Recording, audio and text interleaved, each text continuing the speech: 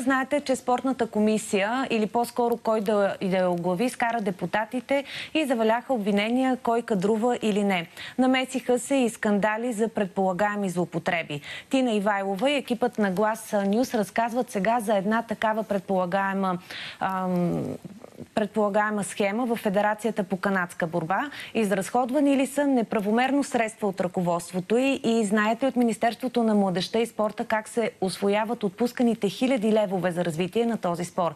Казусът вече е в прокуратурата, а разследването е за последните 5 години в управлението на Федерацията. Гледайте сега.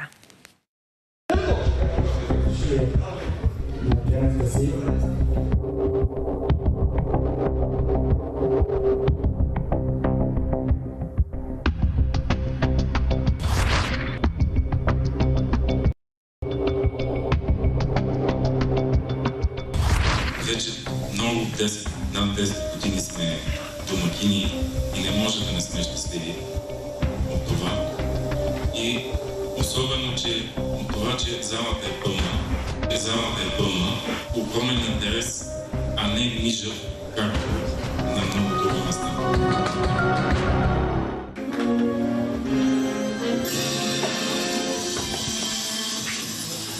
Нашата федерация е доста добре финансирана. Добре финансирана, но не за всички. Твърдят част от спортните клубове по канадска борба, които са изключени от федерацията. Изключени сме, защото надалахме глава. Винаги се казваше от ръководството, че няма пари за нищо. Дори да станеш или първи, или втори, да се класираш за национален отбор, това нищо не означава. Той се избира който се иска. Идеята е да се прави спорт, не да се прави бизнес. Всичко е формално, ефективно, пълнеше от състезатели, страни близки до кръга на Асен. Се записват хора, които не присъстват там. На афиша на републиканското бяха сложили мен, на рекламния афиш, и в последствие излезе в медиите, че съм бил съдия на турнира. Аз не съм бил там. Как се стигна до този разрив между федерацията и спортните клубове и има ли наистина данни за злоупотреби? Според членовете на изключените клубове, федерацията се управлява като еднолично дружество и липсва прозрачност по отношение на разходваните публични средства. Пуснах едно искане по закона за достъп до обществената информация. По тези финансирания, за които говоря, почти 2,5 милиона. С това финансиране преспокойно националният отбор може да си ходи на европейско, на световно, всичко да е покрито. Искането е за финансовите отчети към договорите за финансиране за развитие на спорта през последните 10 години. И не само при така наречените здрави, но и при хората с увреждания. От документите, с които разполагаме, става ясно, че са правени редица плащания към различни юридически лица, без да е посочено основание. Разбираме, че от Министерството на спорта към Българската федерация по канадска борба са отпускани стотици хиляди левове годишно. И след като видяхме какво са нещата, как стоят на хартия и какво е подавано към Министерството, меко казано се хванахме за главата. Отчетите, които отиват на европейски и световни, те изкарват съответните класирания и там се взимат едни примерно до 70-80% примерно от премията на спортиста отива при треньора. Може сами да се досетите кой е треньора на тези спортисти. Посочени са значителни суми, които са изразходвани за лагери, подготовка и възстановяване. Вижте!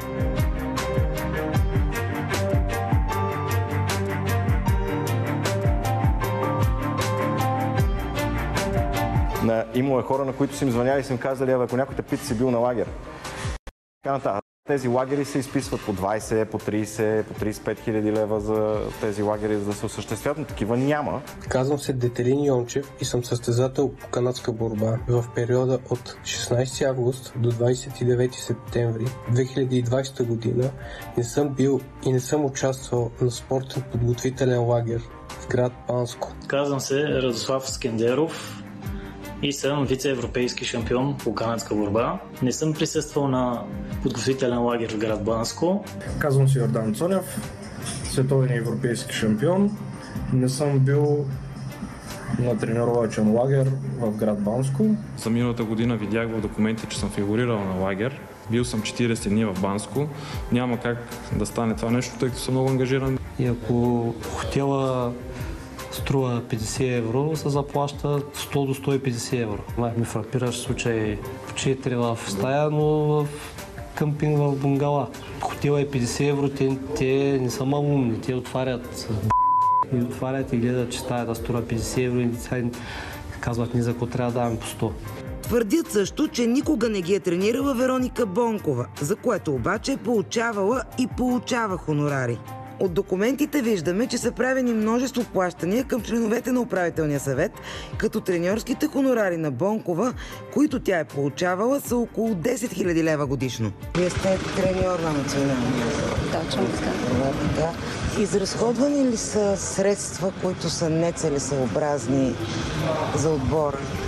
В момента текат проверки, нека да минат проверките и тогава ще ги коментираме нещата. Имена като Цветан Гашевски, Красимир Костадинов, тези хора, вие тренирала ли сте ги? Естествено, че съм тренирала с тях. Вие да сте ги тренирала тях?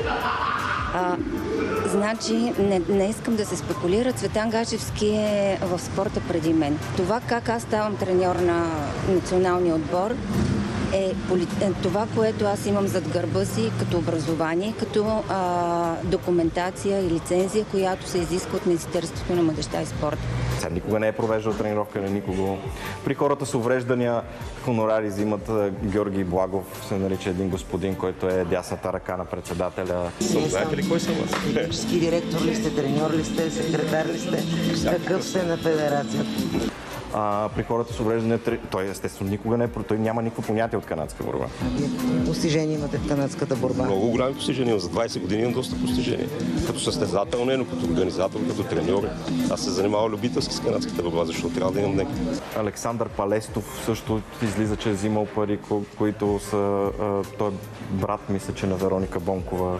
И така и си видя, че просто се заформил един хубав кръг семейство и приятели, в който нещата просто си минават. Не са мои треньори и до сега никога не са ме подготвили за състезания. И нямам нито една проведена тренировка с тях. Абсолютно никога не са ми били треньори. Нито Вероника Бонкова ми била треньор тогава, нито ми била някога. През всичките години, тъй като назад, като върнахме документите, всяка година тя фигурира като мой треньор. Вие какви отношения сте с Асен Хаджитодоров? Това е обществена тайна. Имам общо дете с Асен.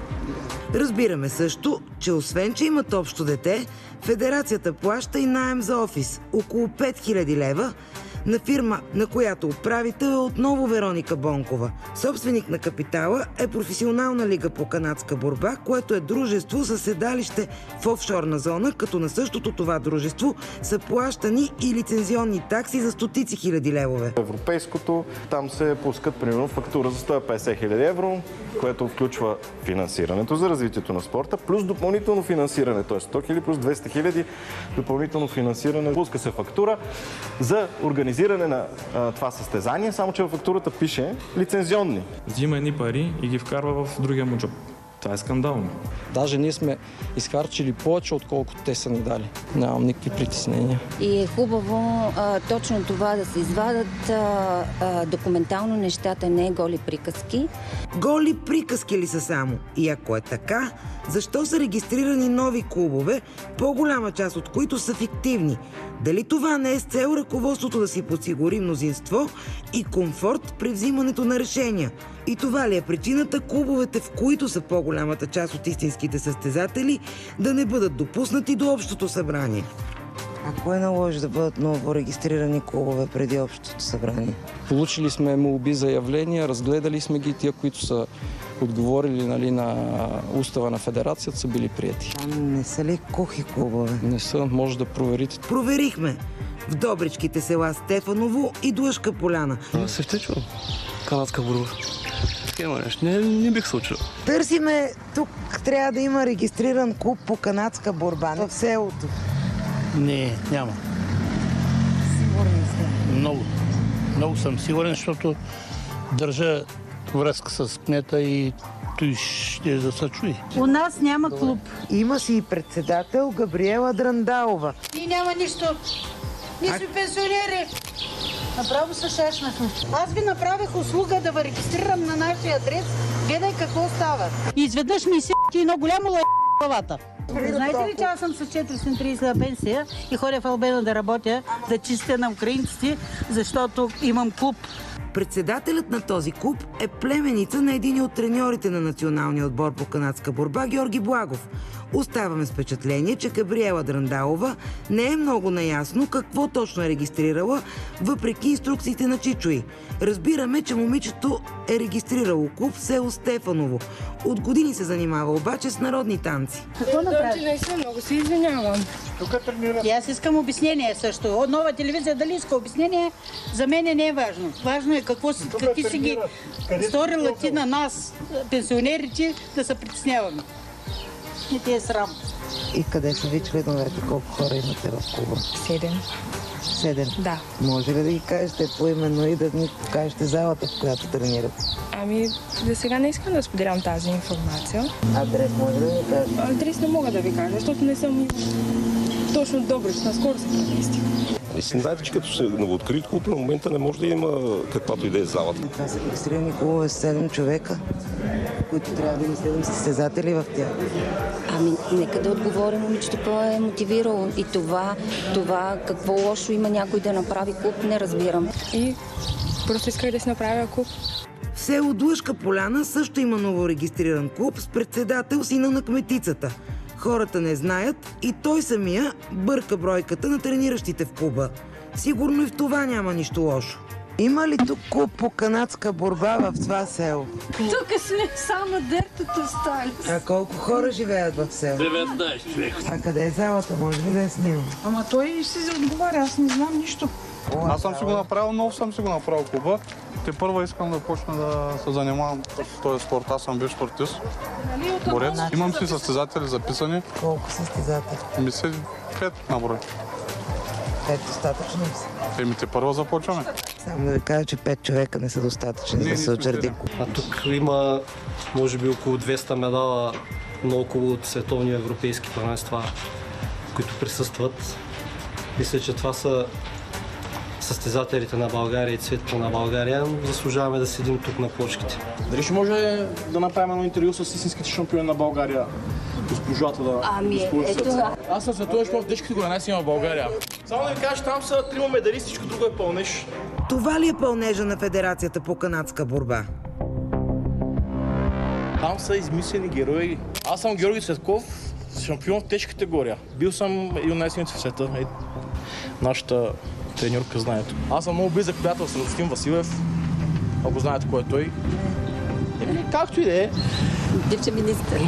Изключените състезатели от 15-те клуба са подали сигнал за злоупотреби и нецелесъобразно изразходване на средства от Българската федерация по канадска борба до бившия министър на Министерство на младежта и спорта Радостин Василев, настоящия Весела Лечева, МВР и прокуратурата. На този етап от прес-центъра на Министерството на младежта и спорта казаха, че не са се запознали с сигнала, защото, цитирам, канадската борба не е сред приоритетите им. Издържам тази федерация, че давам лични средства, а вие го интерпретирайте и разбирайте както искате.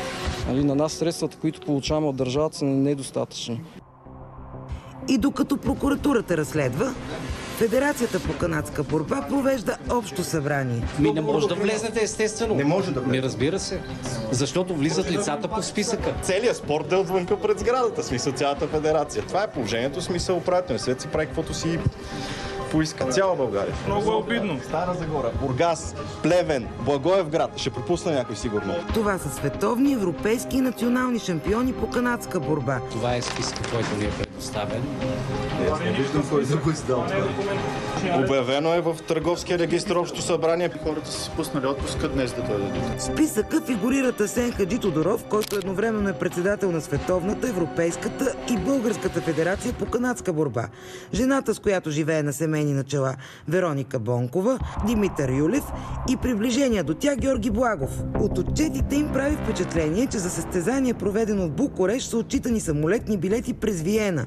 Ние пътувахме с автомобила на клуба ни. Сега излезе информация, че имаме билети за Букурещ, за по-напряко през Виена. И Марин Пейчев, първият, който е участвал в състезанията по канадска борба за хора с увреждания в България, също не помни да е пътувал с самолет до Букурещ. От Пловдив до София влак, от София до Букурещ със смяна на Русе, пак влак. За това как и защо се купуват билетите, По-ясно обяснение може да даде Асен, който се занимава с това. Не ме карайте да влизам в детайли, които наистина не помня. От отчетите става ясно, че са правени редица плащания и към фирми на председателя и жена му. Има също и тегления на пари в брой от сметките на федерацията от Асен Хаджитодоров, без да е посочено основание за това. Нашата фирма издържа федерацията 28 години. Като се участва по състезания, се плащат такси, хотели, самолетни билети. Как мислите вие, че се разплащаме? Всичко е на база документи, с подадени отчети към Министерство, на Спортното министерство. До там за момента не водят като една от най-изрядните федерации. Парични преводи се виждат от как влизат от фирми на свързани лица от близкото им обкръжение. Той занулява фирми да нямат печалба по този начин. След това 2-3 дена по-късно тегляне на каса следва. И това са в хиляди. Изписа ги, че се прави състезания с тия пари. Някакви плащания от фирми, които не е ясно какви са и защо са. Ощетява бюджета. Фирми, свързани с вас, превеждали ли са пари на федерацията? Многократно. Моите фирми финансират федерацията от ден първи. Следва продължение.